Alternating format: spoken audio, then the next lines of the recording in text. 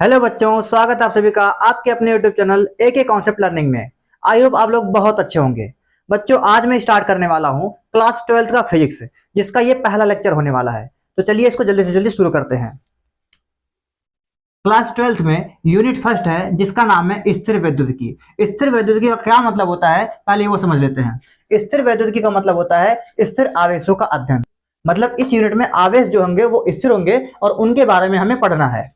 उसके बाद chapter number 1, इसमें चैप्टर नंबर 1 है विद्युत आवेश तथा क्षेत्र, जिसको इंग्लिश में इलेक्ट्रिक फील्ड एंड चार्जेस कहते हैं। इसमें सबसे पहला टॉपिक है आवेश, जिसको हम अभी पढ़ने वाले हैं। अब आवेश क्या होता है इसको समझ लेते हैं।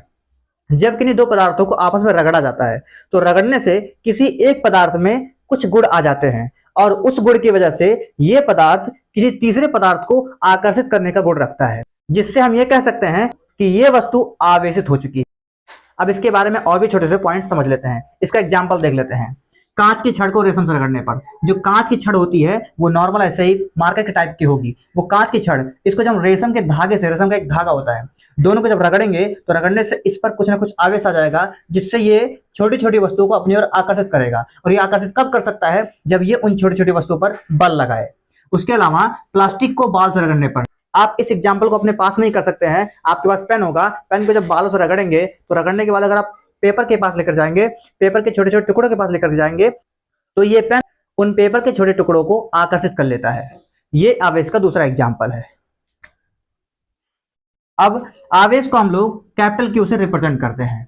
इसका मात्रक कूलाम या एम्पियर सेकंड होता है। देखिए इसका फॉर्मूला होता है Q equal to I T.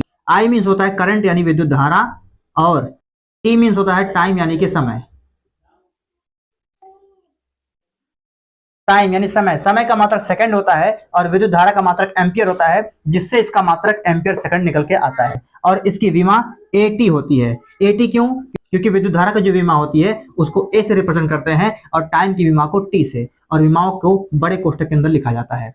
तो इसकी विमा एटी होती है, लेकिन स्टैंडर्ड फॉर्म में मानक रूप में M0 L0 TA होती है। अब इसके बाद देख लेते हैं कि आवेश कितने प्रकार के होते हैं। तो बच्चों, आवेश जो होते हैं ये नॉर्मली दो प्रकार के होते हैं, जिनमें से एक को बोलते हैं पॉजिटिव और दूसरे को बोलते हैं नेगेटिव। आई होप ये वीडियो आप लोगों को पसंद आया होगा। अगर वीडियो पसंद आया तो वीडियो को लाइक कीजिए और अपने सभी दोस्तों के साथ शेयर कीजिए जिनको इस वीडियो की जरूरत है, क्योंकि इस चैनल पर ऐसे ही हम लगातार पूरी सीरीज को चलाएंगे, पूरे फिजिक्स को खत्म करेंगे। Thank you.